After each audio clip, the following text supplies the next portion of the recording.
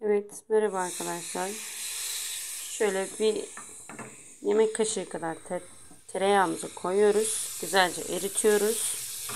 Öksürük için özellikle birebir.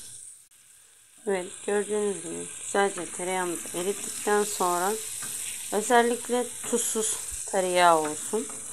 Çocuklarımıza yedireceğiz çünkü. Şekil.